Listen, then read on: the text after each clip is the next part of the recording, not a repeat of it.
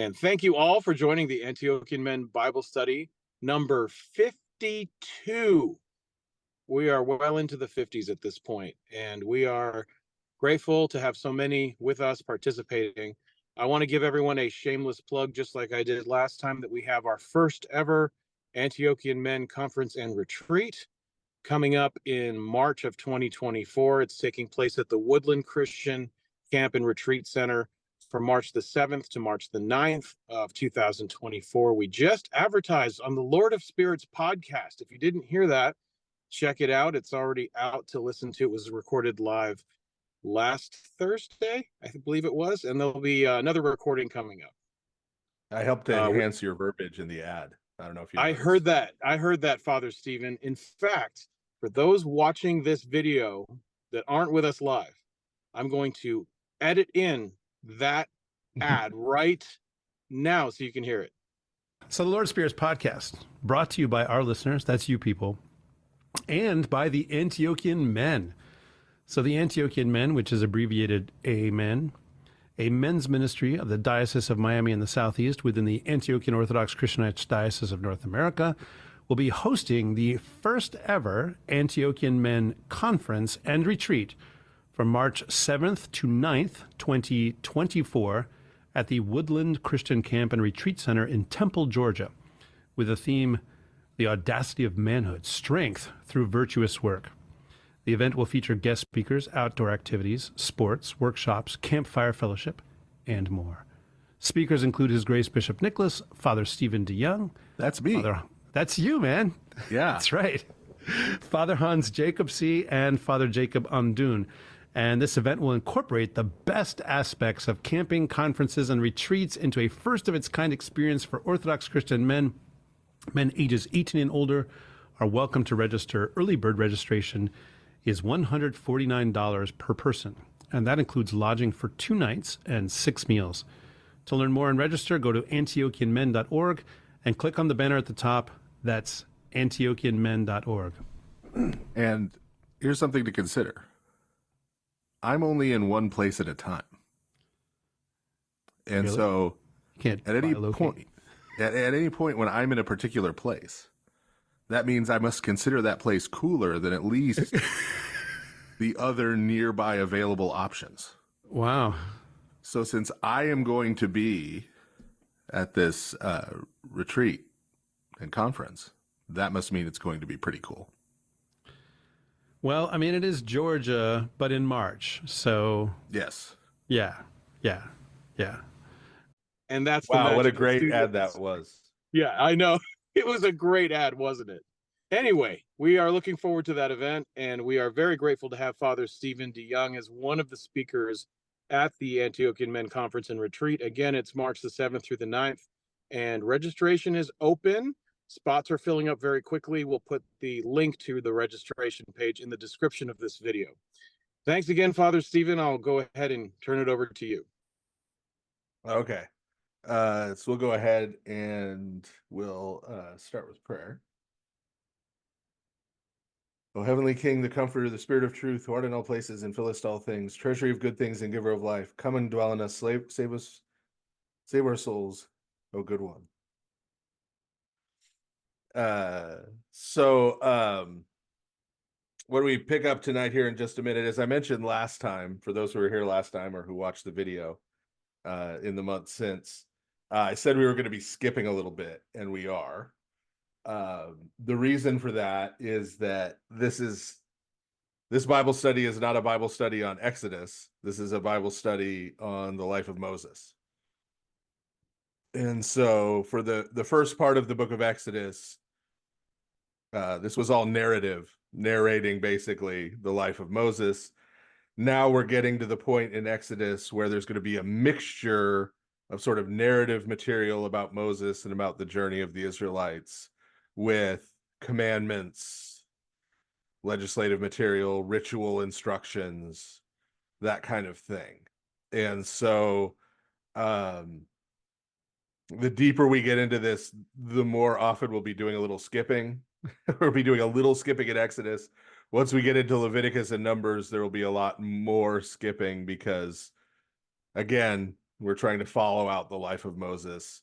And then there'll be some skipping, more of the Exodus level of skipping when we get into Deuteronomy. So we're going to be going through the narrative portions. I go through the whole thing elsewhere. People, I assume, by now know how to find that. If not, use the Google. It's your friend. It'll help you. So specifically for tonight, we're going to be picking up again in Exodus chapter 23, verse 20. That's where we're going to be starting here in just a minute. To do a little bit of recap, we left off last time with Moses going up Mount Sinai. The people were afraid. God warned the people that in their present state of unholiness, they needed to stay away from the mountain and not even touch it. But they were even more terrified when God manifested himself on top of Mount Sinai. And so they sent Moses up to speak to God.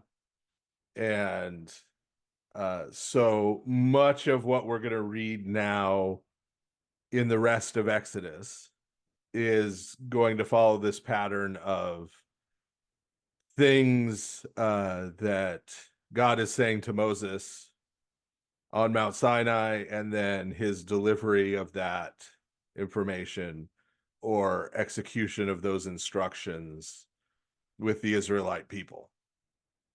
And as I just mentioned, we're going to be focused more on the second part of that. So the part that we're skipping, certainly there's a lot to say about the Ten Commandments. There's a lot to say about the other sort of commandments and laws and regulations that we're passing over here, but we're leaving that for elsewhere to follow more the storyline with Moses. And so the story with Moses, the story of Moses leading the Israelites, really picks up again in chapter 23, verse 20, even though as we pick up, God is still speaking to Moses. And so we're kind of joining God speaking in media res. But this part at the end of chapter 23 really is something that it would behoove us not to miss, because this is what we're going to talk about here right at the beginning. This is a very important part of the Torah, of the Old Testament as a whole, and of the Bible as a whole, that is much neglected. I know a lot of folks who are very well versed in the Bible, at least in English, right? On just a regular basis of they read the Bible often, right? They're well acquainted with it, and who don't even know this is here. Or haven't really thought about the implications of it. So that's why we're kind of picking up in mid-chapter, is to get that last part of chapter 23, and then we'll go forward for a little bit from there before we before we end up skipping a little more material again. So unless anybody has any leftover comments, questions, eggnog recipes that they'd like to share with the rest of us, we'll go ahead and pick up in Exodus chapter 23, verse 20.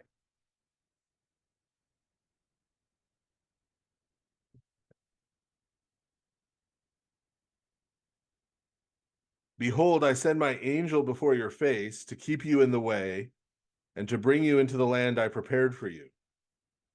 Listen to him and obey his voice.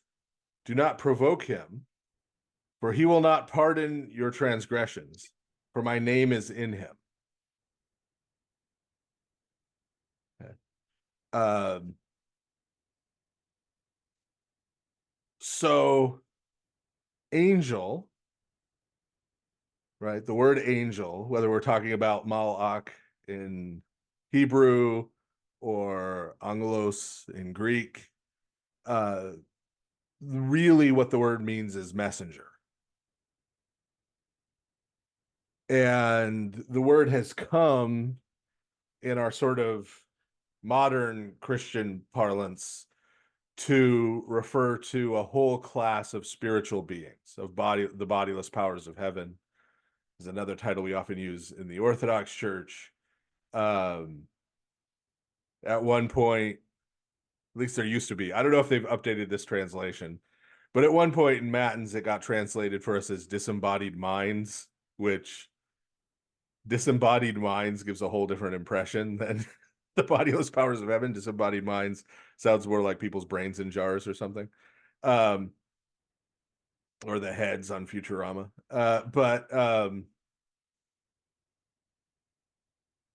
Angel just gets used to refer to that type of being.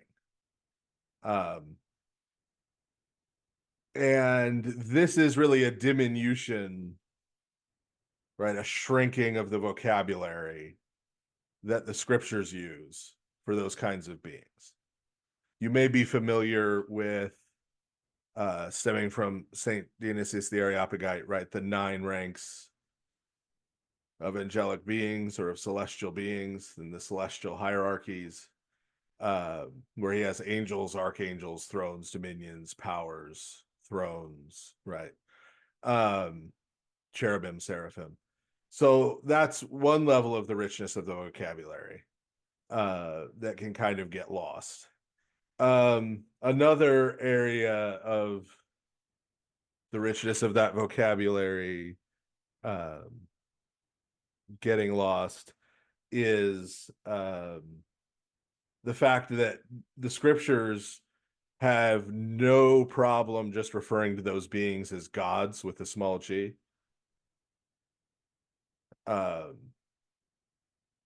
That flies in the face of the way a lot of us as modern people have been taught to think about the Bible, but it is nonetheless true. You have like Psalm 82 or 81 in the Greek, God stands in the council of the gods, right? In the Vespers prayers, we pray, Thou alone art God, and among the gods there is none like thee. You're like, well, wait a minute. Is he the only one? Or are there a bunch of them, but none of them are like him? Right? Those are to us sort of contrasting ideas. Because we've been taught that Judaism, at least, right, in the Old Testament was monotheistic. It's important to remember the word monotheism does not occur before the 16th century anywhere. And that's especially important to remember because monos and theos are both Greek words. So the church fathers could have used the term monotheism if they wanted to. And in fact, the church fathers used the term polytheism. They call pagans polytheists. But they don't use the term monotheism. Right? The idea that there's only one God, one thing called God that exists, is pretty much a foreign idea to the scriptures. What the scriptures teach is that there is one God who created all things and who is so far beyond anything else that gets called God, called a God, right? That he can be called the God of gods. Right? The relationship between him and one of those other supernatural beings, right, would be that he is their God because he's their creator, he's their, right? But that said, again, references to gods are replete in the Old Testament during the Second Temple period, during the period leading up to the New Testament. References in Jewish writings to gods, plural, become even more common, not less common. And it's this kind of vocabulary that's getting appealed to, for example, by St. Athanasius when he says that God became man so that men might become gods, right? So this idea that these supernatural beings are called gods, small g, right? In Greek, God without the definite article. When they're talking about capital G God in Greek, it's o theos. It's the God, right? That's their way of doing the capital, right? That's a commonplace. But so there's this richness of vocabulary, but in our modern language, we just say, oh, those are angels. We call them all angels. Our vocabulary is watered down. But that also, when we make angel a category, like a type of being, right? We make angel a thing like dog or cat or human, right? And then there's angel, right? We also lose track of the fact that it means messenger. And when the scriptures are talking about a messenger, like a human messenger, they use the same word, because that's the word for a messenger. Right? So the word angel doesn't refer to a type of being, like a dog, a cat, a human, an angel. The word angel refers to a job, right, that someone does. Right. So when God says, I will send my malach, I will send my angelos, that means he's sending a messenger. That doesn't tell you right off the bat, at least right off the bat, we're going to go on, but right off the bat, that doesn't tell you, is this a human? Is this a supernatural being? Right? Is this a messenger pigeon? It's never a messenger pigeon, but hypothetically, right? So we don't know that off the bat. We have to look further at how it's being discussed. Right? Now, in this context, so God says he's going to send this messenger before them, but he's talking to Moses. So we have to immediately clarify that the messenger who he's sending before them, right? This isn't talking about Moses being sent to Israel as God's messenger, because God's talking to Moses, right? If God was talking to Israel and said, behold, I'm sending my servant Moses before you, right? Then that would be about Moses. But he's telling Moses that he is sending this messenger before Moses and the Israelites.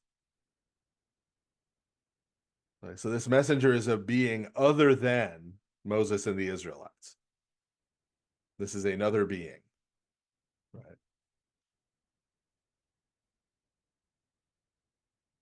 And we're told that he is going to keep them in the way and bring them to the land, right? So he's leading them in the sense of leading them geographically to the land of Canaan, but he's also keeping them in the way, right? And that's not just like, hey, don't go too far that way, you'll get lost, right? Keeping, remember how the word keep gets used here in the Torah. Remember in Genesis, Cain says about Abel, am I my brother's keeper? Right? Meaning, am I the one who is charged with caring for my brother? Am I supposed to keep track of where he is and how he is doing and his well-being? Right? And the answer, of course, there was yes, he should have been, but was not. Right? Well, in this case, this is what that keep means in terms of this angel. Right? That it is care for, look after, guide, not just in this geographical sense of, hey, I'm going to show you the way to get to Canaan, but overseeing and protecting and guiding the people.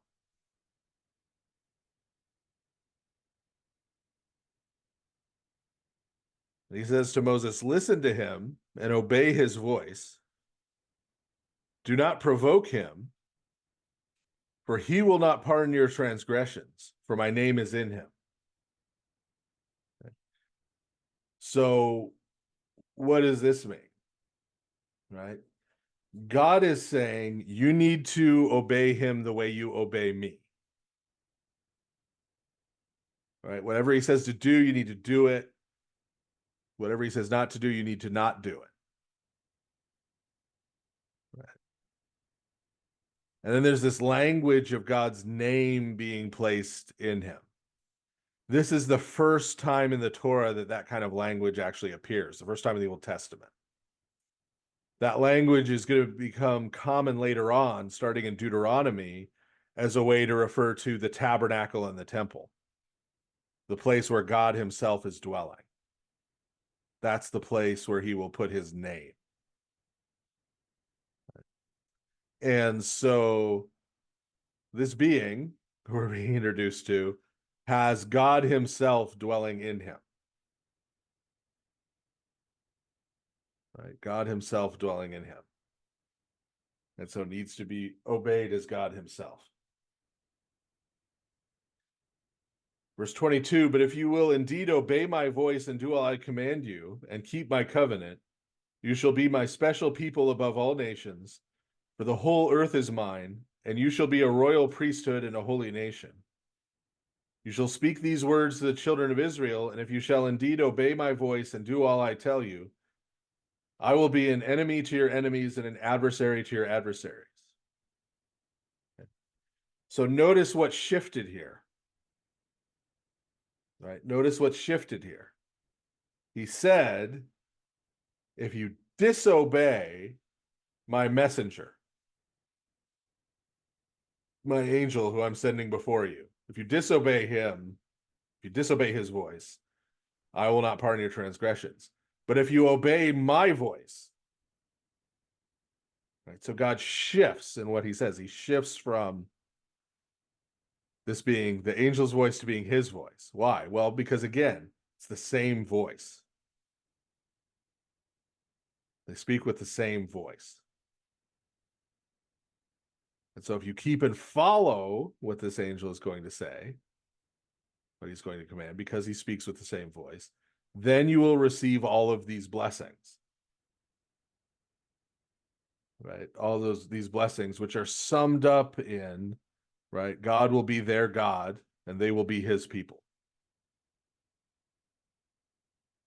But notice also something interesting here that is of key importance, because these are the texts that tell us what it means that ancient Israel at this time was the chosen people.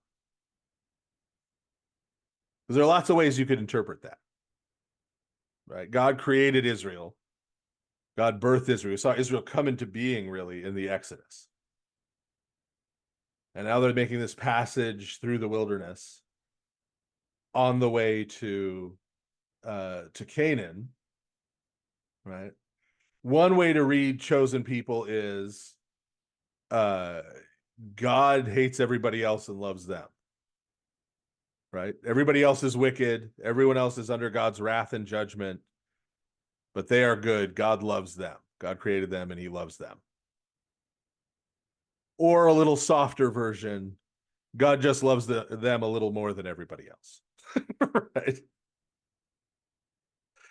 God loves everybody, but they're special. Right? But notice how this is said. Right? If you do this, if you keep the covenant, you keep all these things, then I'll notice also this is an if-then. This is not a congratulations, right? You've won this status, right? This is an if-then statement. If you keep all these commandments, then you will be my special people above all nations, because the whole earth is mine. Right? So it is a because there. It is a because there. You will be my special people because the whole earth is mine. Not you will be special to me despite the fact that the whole earth is mine. Even though, yeah, all people are my people, you guys are going to be special. No, right? Because the whole earth is mine, you will be my special people. How does that make sense? That makes sense based on the following statement. You will be a royal priesthood and a holy nation. Okay. So what is God saying here? God is saying to them that the whole earth is his. All people are his people. He is in the business of saving not just humanity, but the creation, including humanity. Right? That's the work God is doing. And he has chosen Israel. He has called them. He has called them to have a special role in that work.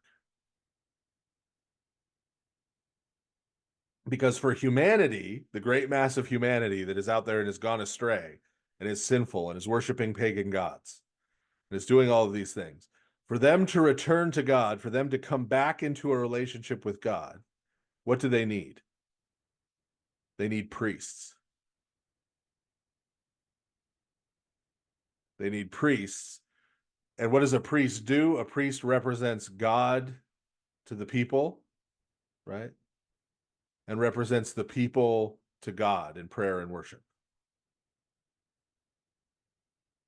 So the role to which Israel is called is, you must yourselves become holy so that you can be the priests who will help reconcile the whole world to God. You have to be holy so that you can represent who the true God is to the other nations of the world, because the other nations of the world have forgotten who the true God is and gone after idols and gone after other things. And for them to see who that is, they need a holy people who live their lives in a way that shows who God is, who the true God is, that they can see. And they're also going to need people, the same group of people, to come and intercede before God for them, to offer sacrifices to God for them, for the forgiveness of their sins, to reconcile them to God, to celebrate that reconciliation. This is what Israel is called to do, and Israel being able to do that is conditioned on them keeping the commandments, right? On keeping the commandments. This is the language that St. Peter picks up when he refers to the church as a royal priesthood, as a kingdom of priests, right? It's a royal priesthood. Because this is the same calling the church has received. Right? This is the same role that the church should play in relation to the rest of the world. Our church communities need to be a place where people out there who have forgotten who the true God is can look at the life of that community and the people in it and come to see who the true God is, while the community of the church comes and offers the Eucharist and other worship for the life of the world and for its salvation. So neither Israel nor the church is set apart from the world in the sense that, well, this is Noah's Ark where people are being saved and everyone else is going to hell and is under God's wrath.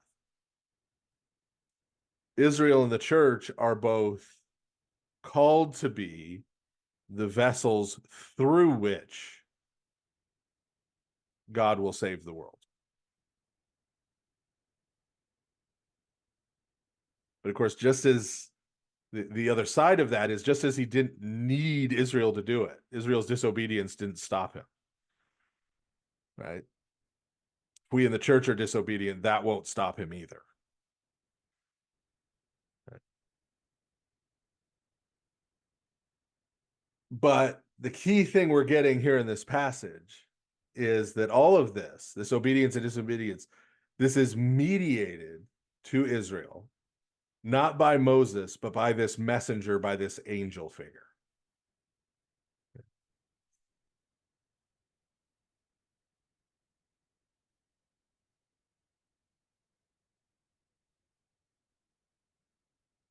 For my angel will go before you and bring you into the Amorites, the Hittites, the Perizzites, the Canaanites, the Girgasites, the Hivites, and the Jebusites, and I will cut them off. You shall not bow down to their gods, nor serve them, nor do according to their works, but you shall utterly overthrow them and completely break down their sacred pillars. So you shall serve the Lord your God, and he will bless your bread, wine, and water, and I will take away sickness from you. No one shall suffer miscarriage or be barren in your land. I will fulfill the number of your days.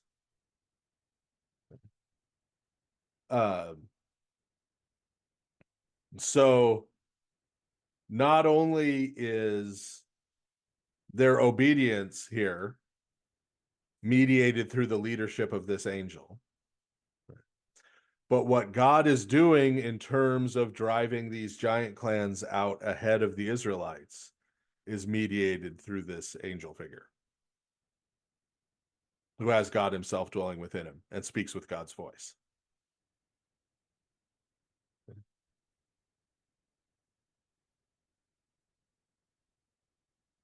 Verse 27, I will send my fear before you, and I will cause confusion among all the nations to whom you come, and will make all your enemies turn their backs to you. I will also send hornets before you, which shall drive out the Amorites, the Hivites, the Canaanites, and the Hittites from before you. I will not drive them out from before you in 1 year, lest the land become desolate and the wild animals of the field become too numerous for you. Little by little I will drive them out from before you, until you have increased and inherit the land. And I will set your bounds from the Red Sea to the Sea of the Philistines, and from the desert to the Euphrates River. For I will deliver the inhabitants of the land into your hand, and will drive them out from before you. You shall make no covenant with them, nor with their gods. They shall not dwell in your land, lest they make you sin against me. For if you serve their gods, it will surely be a stumbling block to you. So, why are all of those other details talked about in this context? Meaning, why God is charging them, I'm giving you this angel, this messenger figure.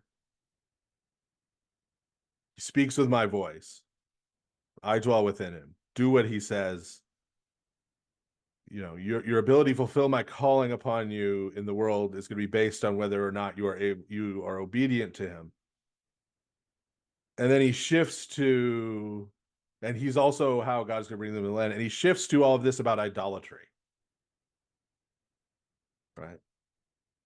So there's a contrast being drawn between this angel figure on one hand, right, who is mediating the work of God into the world and is mediating God's commandments and covenant to the Israelites on the one hand, and idols and the pagan gods on the other. That's the contrast that's being made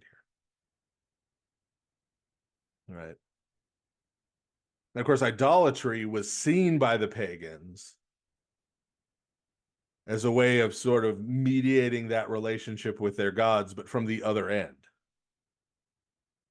Right. So the angel here is sent by God to do this. Right. Whereas an idol is made by humans and is propped up and is used to manipulate those gods. Right. And for humans to try to write their own covenants with those false gods. Right. So there's this contrast. Right. But this describes the angel who we're talking about here, the special angel. This describes the special angel as being in some way the image of God, in a way similar to the way in which humanity is created in the image of God, but sort of more so or more perfectly. Right? Because humans don't always speak with the voice of God.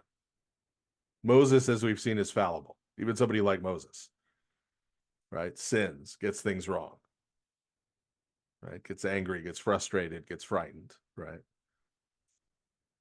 and so isn't able to image God to the world, who God is to the world, perfectly. but this angel does.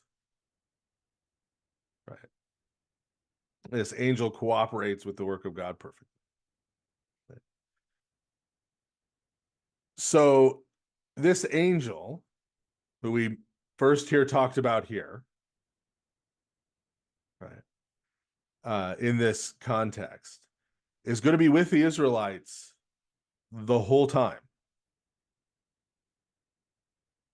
Not just the whole time of the rest of the Torah till Moses dies, all through Joshua's life and into the book of Judges. And in the book of Judges, in chapter 5, this messenger, who's been with them the whole time, so for over a century, right, is going to come and publicly tell them he's leaving because of their disobedience, their wickedness. He is now leaving in the book of Judges. So there is, throughout the Torah, this being, this perfect image of God, right? This being in whose name God dwells for more than 100 years, living with, traveling with, helping to lead and guide the Israelites, talking to Moses in the tent of meeting, right? Who only finally leaves in the book of Judges. And hopefully you've picked up from the description I've been giving, which is just a description from here in the scriptures, right? That this figure, among some other figures who we encounter in different parts of the New Testament, is understood by the New Testament writers to be Christ. Christ from our perspective before his incarnation. Even before the New Testament, when you read Jewish literature from the 1st, 2nd, 3rd centuries BC, you find things like the Book of Jubilees. Book of Jubilees talks about Moses on top of Mount Sinai, speaking with God face to face. And he speaks to God face to face through what the Book of Jubilees calls the angel of the presence. This being who speaks with the voice of God, who is God in some sense, but also is distinguishable from God, but who perfectly represents God, who is the perfect image of God, right? This is pre-Christian sources talk about this. And as I've mentioned before here in this Bible study, and we'll be mentioning again, like when we get to chapter 33 eventually, right? When St. John in the prologue to his gospel says, no one has seen God at any time, he's not doing a retcon of all the places in the Old Testament where people see God. He's aware of those. They're all over the place. We talked about a bunch of them when we were going through the life of Abraham. Abraham frequently encountered God in person. He's not retconning that. Because he continues to say, but the unique God who is in the bosom of the Father has made him known. Right? That this is part of the mystery of who Christ is. Right? And that this figure, again, was living in the Israelite camp, speaking to Moses, helping guide them.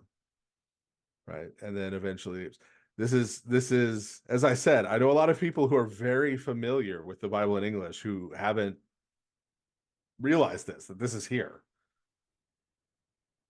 Right? And that this happens. Right? This is a reality. This is something that the Torah talks about. Right. So appropriately, we're coming up on Christmas and the celebration of Christ's incarnation, but the Holy Trinity, including Christ, are active all the way through the scriptures. And this is part of what Christ is talking about when he says, all of the law and the prophets spoke concerning me. Right. This is part of the law speaking concerning him. Even though I don't think this passage is included in the royal hours that we're going to read tomorrow. But you can only include so many Old Testament readings in one service. Again, if you were going to be exhaustive about reading everything in the Old Testament that talks about Christ, you'd pretty much have to read the Old Testament. And that would take a lot longer than even Orthodox services run. Okay, so chapter 24. Now he said to Moses, "Come up to the Lord, you and Aaron, Nadab and Abihu, and 70 of the elders of Israel, and worship from afar. Moses alone shall come near to God, but they shall not come near, nor shall the people go up with them."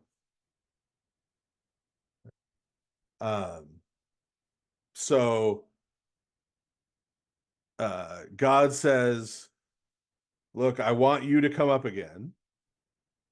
I want you to bring Aaron. Nadab and Abihu are Aaron's sons, his two oldest sons. And right, the 70 elders, which is actually probably 72, 6 from each of the 12 tribes. And bring the elders, right? So they can't come near, they can't come to the top, right? But bring them up the mountain a little way, right? But the rest of the people, no. The rest of the people need to stay away from the mountain still.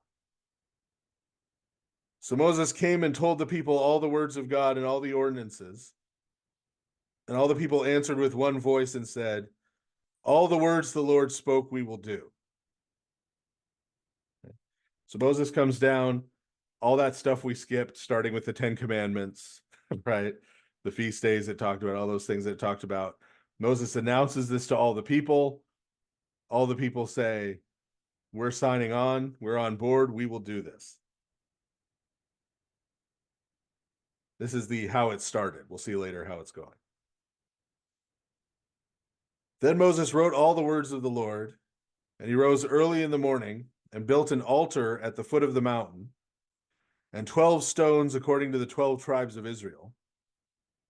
Then he sent young men of the children of Israel who offered whole burnt offerings and sacrificed peace offerings of calves to God. Moses took half the blood and put it in basins, and half the blood he poured on the altar.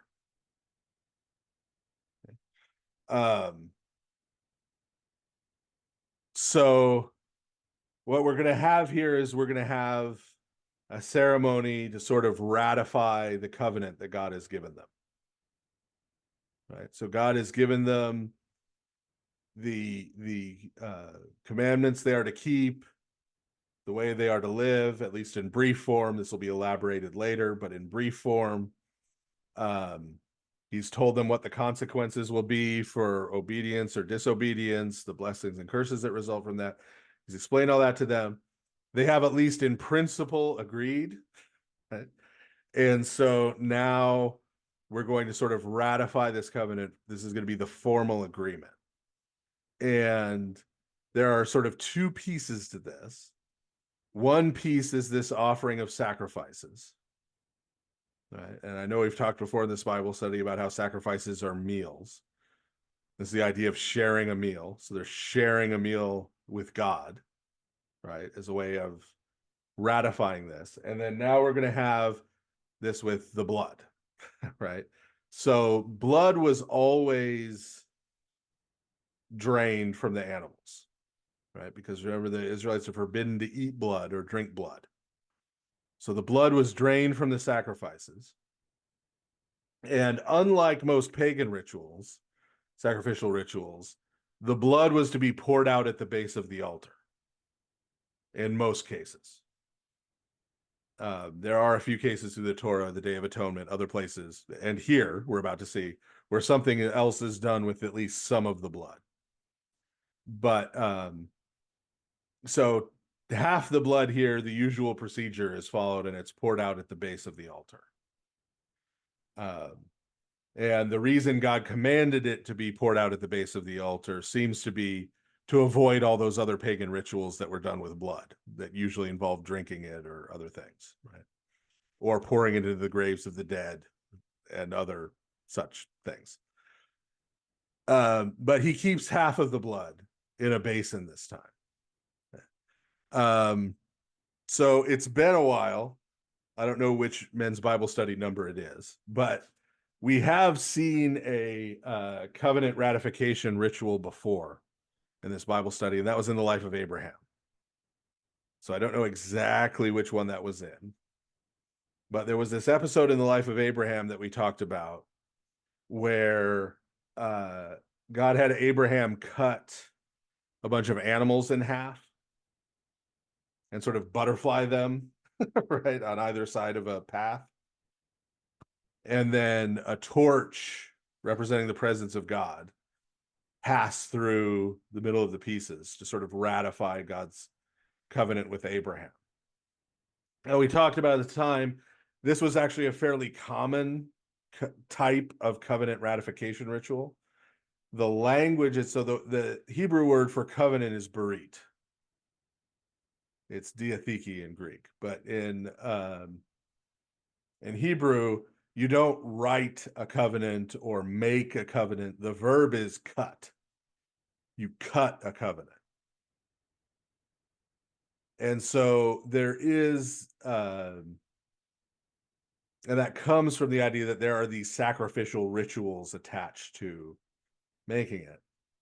The animal ritual, when it's the way it was normally done, was the person who was receiving the covenant, the person who was swearing to obey the covenant, would have to walk through the middle of the animals, the split animals.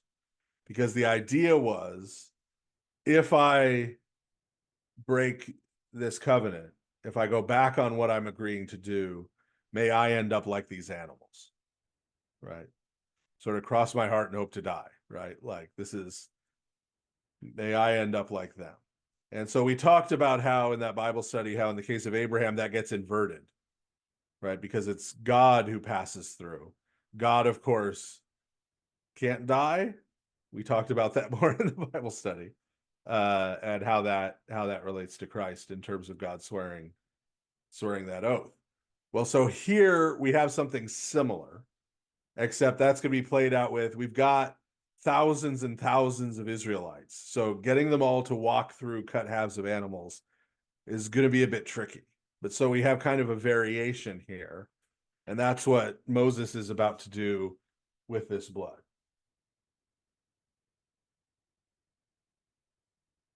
Verse 7, then he took the book of the covenant and read in the hearing of the people. And they said, all the Lord said we will do and be obedient. Moses then took the blood, sprinkled it on the people, and said, this is the blood of the covenant the Lord made with you according to all these words. Okay.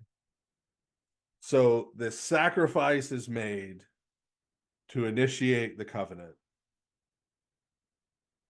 And the blood of that sacrifice, which being sacrificial blood has been made holy, that is sort of the seal. The blood is the seal that's applied by being sprinkled on them. This is one of only a couple cases where people have blood put on them in the Old Testament. That blood is then sprinkled on them as a way of ratifying the covenant. But also, right, there is that oath element of, may we end up, right, we're accepting the consequences for disobedience also if we break the covenant, right? Now you may recognize that language from somewhere else because there's only one other place where it really shows up.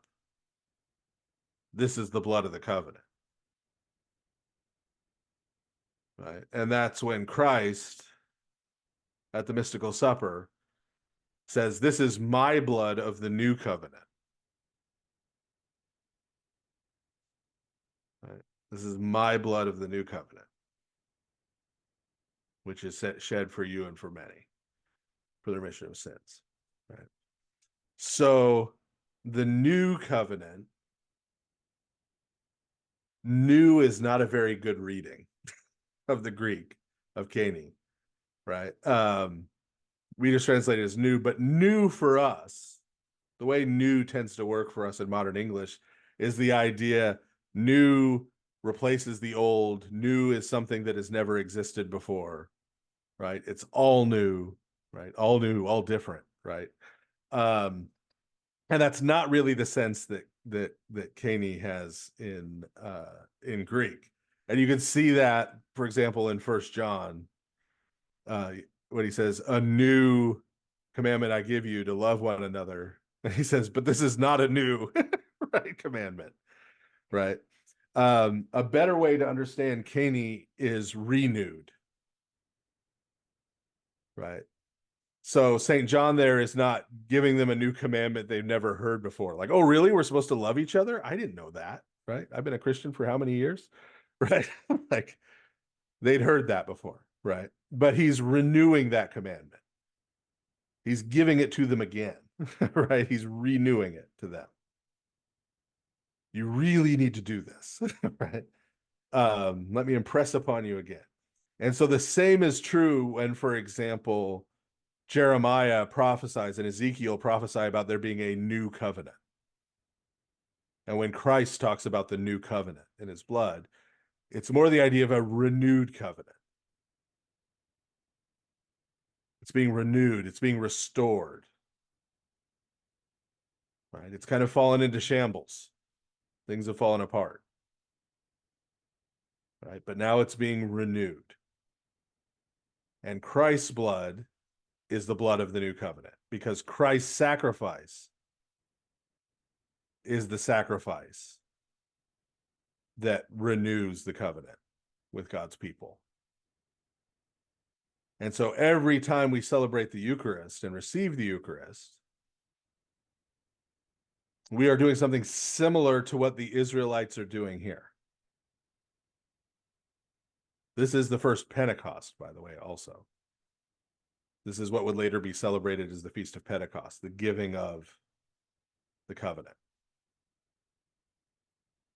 And so we are sort of re-ratifying every time we receive the Eucharist, re-pledging ourselves to following and obeying Christ.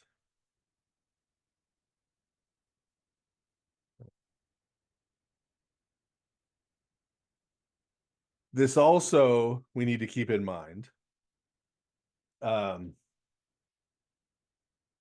So Michael's probably not paying attention, so I can get away. I don't care about getting canceled. So every year when we get to Holy Week, there are certain folks within the Orthodox Church who get upset by some of the language and some of the hymns that they think is anti-Semitic, or at least anti-Jewish. And anti-Judaism and anti-Semitism are not the same thing, by the way.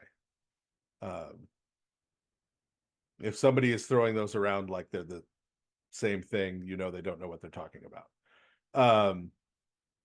But they cast them in that light. And what bugs me about it is not that just like I don't like hearing people complain about anti-Semitism, or that's complaints of anti-Semitism have gotten out of hand, or whatever, or I'm just a traditionalist and how dare you try to change the words of any hymn ever, or whatever. It's that the people making those arguments fundamentally don't understand the language that they're objecting to. And they're usually objecting to it because they don't understand it. So, for example, if you understand that from the perspective of the New Testament writers, Jesus' blood is the blood of the new covenant. Jesus' blood is the blood that would then be sprinkled on us, right? To ratify that renewed covenant. Then when, for example, in St. Matthew's Gospel, the people say, "May his blood be on us and on our children," you get what St. Matthew is trying to say. You get the comparison that St. Matthew is trying to make, right? So ironically, if you actually understand the Torah, you realize it's not that the Christian references to that are not anti-Semitic, right? And the people who think it's anti-Semitic don't understand the Hebrew Bible, and that's why they think so. So, host change. We're in trouble now.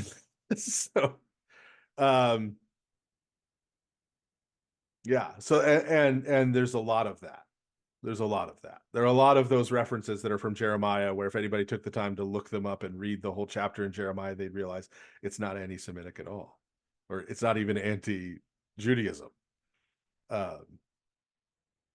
It's just the language of the scriptures that modern people don't always understand and that offend their delicate sensibilities. But so that's an example that's keyed in with this verse, with this passage we just read, right? What St. Matthew is doing is representing Christ, the way to his death. I won't go into this in super detail now, but the way to his death and his death, as these people are out to murder Christ, and Christ takes his own murder and transforms it into a sacrifice to God for his murderers. Right? Christ sort of takes all of that human evil directed at him and turns it around and turns it to good. Right? That's what St. Matthew's doing. And that verse is an example of that. But in order to understand that verse, you have to understand Exodus here that we're reading. You have to understand that that's what it's referring to. Okay. So we'll finish up chapter 24 here.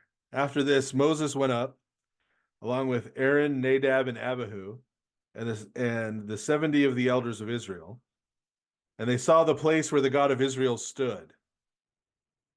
Under his feet was, as it were, a paved work of sapphire stone, and the appearance of heaven's firmament in its purity. And of Israel's chosen men, not one was missing. So they saw the place of God and ate and drank. Okay. So this is part of that sacrificial meal.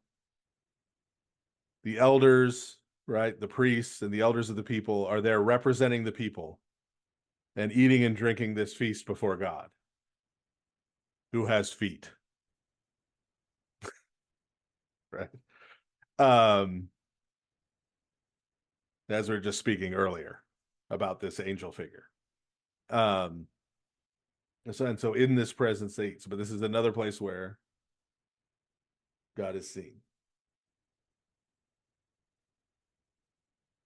Then the Lord said to Moses, "Come up to me on the mountain and be there, and I will give you tablets of stone and the law and commandments I wrote, that you may teach them." Now, did you notice something? You notice something?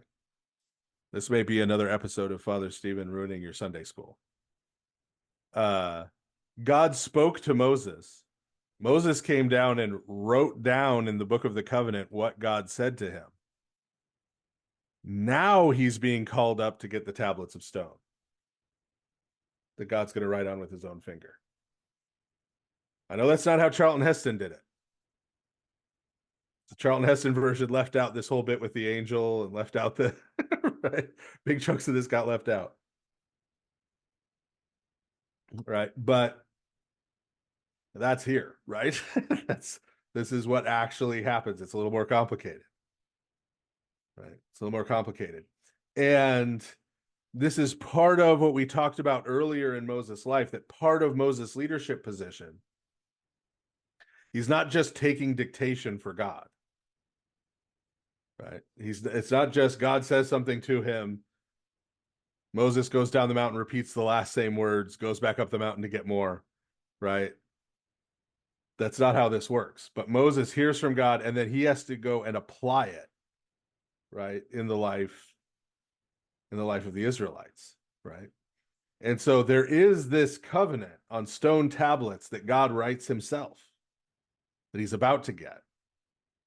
But there's also the book of the covenant that he wrote. And it's actually the book of the covenant that he wrote that the people swore to.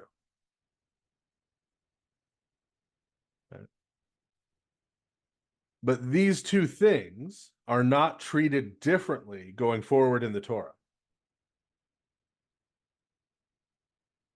It isn't like, oh, well, the book of the covenant, that's sort of Moses' commentary on the word of God. Right? And the tablets, that has the actual word of God. right?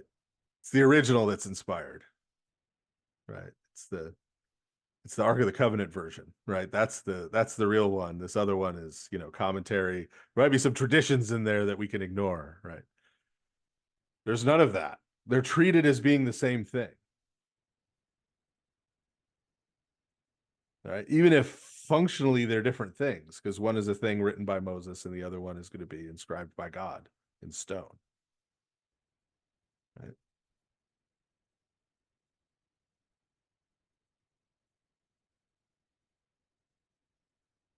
Verse 13. So Moses arose with his assistant Joshua, and they went up to the mountain of God. But he said to the elders, "Wait here for us until we come back to you. Indeed, Aaron and Hur are with you. If any man has a difficulty, let him go to them." Okay, so he takes Joshua, his right-hand man, who's going to end up being his successor. Says, "We're going up the mountain. Aaron, Hur, you guys are in charge until we get back. If anybody's got any issues, go to them. Spoilers, this isn't going to go well, but we won't get to that till next year." Which is when the next Bible study is next year. Then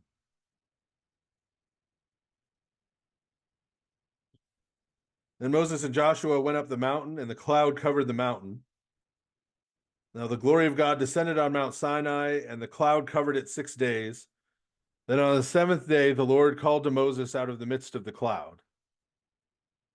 The sight of the Lord's glory was like a burning fire on the top of the mountain before the children of Israel. So Moses went into the midst of the cloud and went up the mountain, and he was on the mountain 40 days and 40 nights. Did any of you realize before just now that Joshua was with him? He was. Another one of those details that gets lost. But so he's left Aaron in charge. He goes up there to meet with God for 40 days and 40 nights, right? Why does he need to be up there so long if he's just getting some tablets?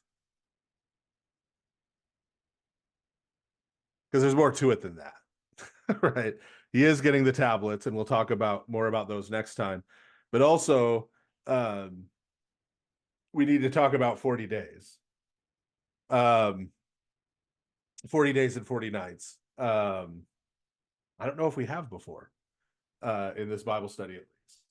But if we have, it hasn't been for a while. So 40 days and 40 nights becomes this sort of archetypal period. We see it in the story of Noah, which Genesis acting as sort of the prologue to the Torah, to the Pentateuch.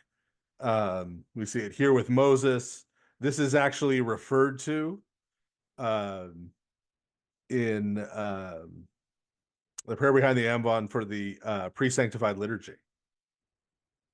When we're talking about Lent, we talk about how Moses was for 40 days and 40 nights, over the course of 40 days, received the law in tablets inscribed by God as a comparison to the 40 days of Lent. Lent, of course, is 40 days. The nativity fast that we're finishing now was 40 days, right? And in actuality, just like 70 actually is kind of 72, 40 is actually kind of 42 in terms of how these numbers work biblically. So if you think about the number 42, aside from being the answer to the meaning of life, the universe, and everything, 42 is 6 sevens, right? 6 times 7 is 42. So 6 sevens gives you 42, right? 7 being the number that sort of symbolizes completion or wholeness, because there are, in the cosmology at the time, 7 planets, 2 of which are the sun and the moon. But that makes 7 sort of the idea of the whole. So if you have if you had 7 sevens, that would be really whole and complete and perfect. But 6 sevens is just shy of that. Right? 6 sevens is sort of almost there, but not quite. Right? And so a period of 6 sevens, a 40-day period, represents a period of preparation. Not of completing some task, right? God creates the world in 7 days. Not of completing some task, right? But of preparation, of making a beginning of something that is then later going to be brought to completion. And so not only is Moses on the mountain receiving these tablets with characters written by God with his own hand, because he has hands and feet in this chapter, but also to prepare for what he's about to have to do, which is going to be leading the Israelites through the wilderness for a period of how long? 40 years as they prepare to enter the land. Right? This is a period of preparation that he spends with God, speaking with God, interacting with God in the person of this angel figure, right? As he prepares to do what he's going to need to do now over the rest of his life. This is going to be the rest of his life. Remember, Moses was 40 when he had to flee Egypt. He was 80 when he came to the burning bush. He's going to die at the age of 120. So this is the third act of his life. And he's preparing to do it now. And he's doing that by spending this time with God on the mountain. Okay. So that's where we'll pick up at the beginning of chapter 25. You don't have time to get into 25 tonight. But so we'll pick up in chapter 25 next year when we come back.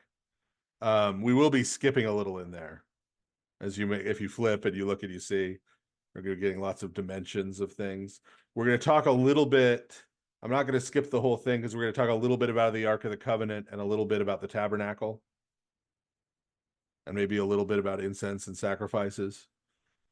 So we're going to read sort of parts of that, and then we'll pick up full time again at the end of chapter 31. When the golden calf is coming up, as people probably know. But in terms of the text, that's where we'll leave off today. So we have some time for questions. If people have any. Great. If anyone does have any questions, please come off of mute or feel free to type it out in the chat if you'd rather type out your question. Unless you've already had too much eggnog. I know I definitely have. I went through my first Sam's Club container. Anyone have any questions for Father Stephen?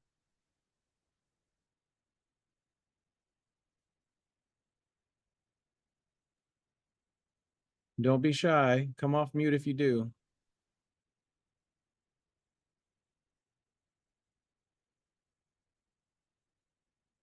People are in stunned silence. Yeah, it's a quiet group. Well, if there's, I'll tell you what. I mean, that's okay. Yeah, it's okay. If anyone, I mean, it is Christmas. People may have things to get about. You know, feel free to raise your hand virtually if you do have a question. But while you all are thinking about if you have a question, I want to mention that we did recently release the schedule for that Antiochian Men Conference and Retreat that I mentioned at the beginning of the Bible study, and there is going to be a Bible study hosted by Father Stephen D. Young. It will be an Amen Bible study. It will be the next in the series at that point. We talked about doing it a little bit earlier in March so that we can do it in person and live stream it on our YouTube channel. We were able to do that twice this past year that is coming to a close, once at the Parish Life Conference in Miami and once on the eve of our fall retreat in Atlanta. So we'll do it in person in Temple, Georgia. We do have a question from Derek. Derek, can you come off mute and ask your question? Yes, I guess it's just a clarification because, I was thinking the whole angel discussion hints at being a messenger. But it seems that they have Archangel also as Archangel Michael, Archangel Gabriel. Yeah. So is there a reason they add that, like arch messenger, or what? Well, what? Yeah. So, and archangel is used in two different senses to make this even more confusing. So arch or arch, as we often pronounce it in English, but archi, in Greek just means first, like as in first or foremost, right? So for example, somehow I ended up getting made an archpriest, right? Which I'm still a priest, right? I don't have a different job, right? I get to put a V in front of Rev, um, and wear a pectoral cross, right? But I'm the same thing, but somebody decided I was old enough or what have you to be considered arch, right? We also have archbishops, right? But an archbishop is still a bishop, right? He's still fundamentally a bishop, but he's given this honorary title to say this is one of the first among bishops, right? This is an exemplary bishop. So archangel is used in that sense sometimes, as this is one of the chief angels, one of the chief bodiless powers of heaven. It also refers to a rank, right? Like one of the prayers the priest says in the liturgy talks about God being surrounded by thousands of archangels and 10,000s of angels, right? And so on the other hand, we have the synaxis of the 7 archangels, right? And you're like, well, wait a minute, are there thousands or are there 7, right? And so that's what I mean by being used different ways. So the thousands this is the rank sort of above angel. And the idea there is, again, it's a job description. So these are angelic beings who are assigned sort of in some way more important tasks. It's hard for us to understand, right? We don't know what it's like to be an angel or a bat or a badger, right? But then there's also the 7 archangels, which refers to these are the top 7, right? These are sort of the top 7 guys in the sort of angelic administration. So, for example, if you read the Synaxarion on the Feast of St. Michael, the archangel, St. Michael is actually a seraphim. It says so, right? The Synaxarion says he's a seraphim. So archangel is not which of the ranks of angels he's in, right? Which of the 9 ranks he's in is seraphim, the top one, right? But archangel he's one of the 7, right? And the way that is expressed in extra biblical Jewish literature, in the book of Tobit, which is in our Orthodox Old Testament, and in the book of Revelation, is that there are 7 spirits who minister directly before the throne of God. And that's who those 7 archangels are. They are the 7 tops. So St. Michael, St. Gabriel, St. Raphael, St. Uriel, right? So you could say those archangels are in a class by themselves. Yes, yes. So even though they have, you could say, well, he's a seraphim, right. And when, and traditionally, the devil was one of those 7.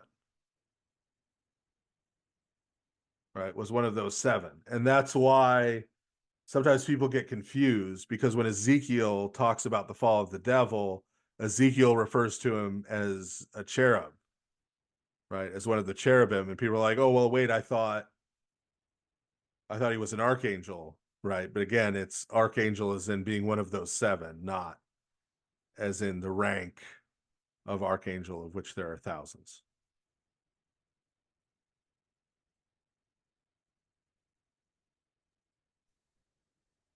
So I don't see another hand raised, but I have a question that's on this topic of angels for you, Father Stephen, if you would indulge me.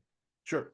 We had a very interesting discussion at the end of our recent 5th annual Amen virtual retreat where we focused on the incarnation by Saint Athanasius, and there's a part in that book that Father Stephen Ritter brought up that he found very interesting because it actually conflicted with another church father, and I forget which one, but he talked about how there was this section or this little excerpt in the book from Saint Athanasius that talked about angels are not made in the image of God like human beings are, but there was a different church father that said that they are made in the image of God. And it could be that Saint Athanasius was trying to make a point to the audience he was writing to on the incarnation book. But we got into this discussion about, well, human beings were made in the image and likeness. So could it be that the likeness part was what Saint Athanasius was referring to, where we were made in the image of God, which we kept after the fall, but we lost the likeness, or the potential is in the likeness, basically the becoming. So we're constantly, the theosis journey is to restore ourselves to more the likeness part, which the angels can't do, right? They can't repent, they can't. So I was wondering if you could just comment on this concept, because it was fascinating to hear that there were two church fathers that disagreed, or that worded it differently, that angelic beings were made in the image, and one that said that they're not. And can you help to reconcile how that differs from how humans were created? So I'm guessing he was referring to St. John of Damascus. Yep, that's the one. Okay. Yeah, and I don't think they actually disagree. I think they were talking about different things in different contexts. So St. Athanasius, I think, is talking about, obviously it's a treatise on the incarnation. Right.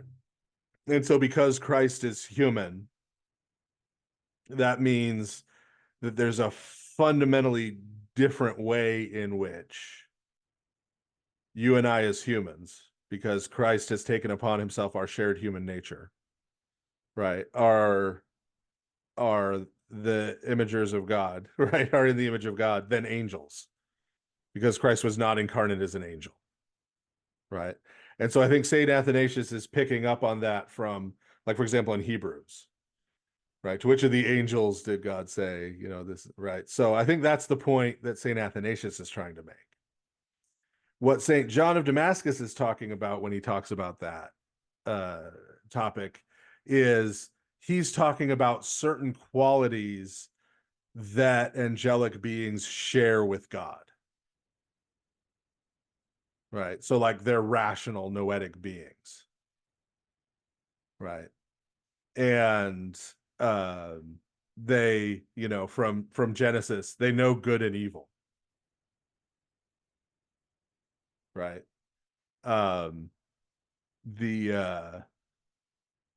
Interestingly, when it says in there, you will become like you'll become like God. The devil says you'll become like God, knowing good and evil. Some of the early Slavic translations have you'll become like an angel, knowing good and evil. So they know good and right. So there are these things that the angels as spiritual beings share in common with God. And that humans also, to some extent, as we are spiritual and material beings, share in common with God. And that's what St. John of Damascus is talking about. Right? He's saying the angels are created in the image of God in this sense that they share these qualities with God that humans also share with angelic beings and with God. Got it. That makes a lot more sense. It was a completely different context. So thank you for clarifying that. We had a very interesting discussion on it at the end of that virtual retreat. So that, I think, brings a lot more clarity to why there might be some thought that there were conflicting perspectives on it. Yeah, it's very important and rarely done. that we read the Bible, especially the New Testament, in this regard, and the fathers with loads and loads of context. because very rarely are the fathers just writing to write. Right? There weren't book royalties and stuff. They weren't doing it to make a living. They weren't doing it for fun. Right? They didn't go on book tours. So if the fathers are writing something, it's aimed at some purpose. Right? It's aimed at combating some wrong idea, clarifying some confusing idea, right? Teaching some important idea. And in all those cases, there's an audience that's intended, right? And so a lot of times we read everything as if it was just a treatise, right? I'm going to write an objective treatise about X in theology. And when we read things that way, we see conflicts all the time, right? There's conflicts all over the place. You can find conflicts in the Bible very easily doing that, right? But if you understand both texts in that way, who is this being written to? Who is being spoken to? What is being spoken about? Why is this being spoken about to that audience? Most of these conflicts, apparent conflicts, resolve themselves.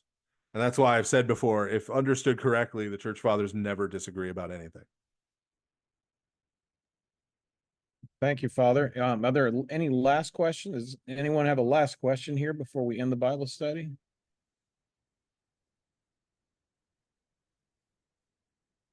Looks like we have something in the chat from Julius. There's a lot of discussion about numbers tonight, 772. Why was 12 so important? 12, you've got 12 tribes of Israel. Right. So he has 12, he makes the altar out of 12 stones, right? One for each tribe. Right. Sort of is represented there. And when you have the 72 elders, that's 6 from each of the 12 tribes. And those would be the heads of clans, right? So the way, especially here early on, Israel is structured is that you have a tribe. Within that tribe, you have clans, which are groups of related extended families. And then you have families that are big extended families, right? So big extended families means you have somebody who's, great grandpa, all of his sons and their wives, all of their sons and their wives, right? All of their kids as one big family unit, right? And then within the clan, you'll have all of those units headed by great grandpa's brothers, right? So they're sort of, and cousins, right? So the people at the top of each of those family units, they're all related to each other in some way within the big clan, right? And then you have a group of clans that are more distantly related to each other, sometimes by blood, sometimes by just sharing a way of life, adoption, coming to live together, that make up a tribe. And so the elders of a given tribe would be the heads of the clans, right? The sort of eldest brothers, right, of the clan heads, right? Because it was based on age, seniority, wisdom, right? All right. Well, I think we're going to bring our Bible study to a close, and I'm going to, one shameless plug wasn't enough. So for those watching this video, They become more and more shameless with each one.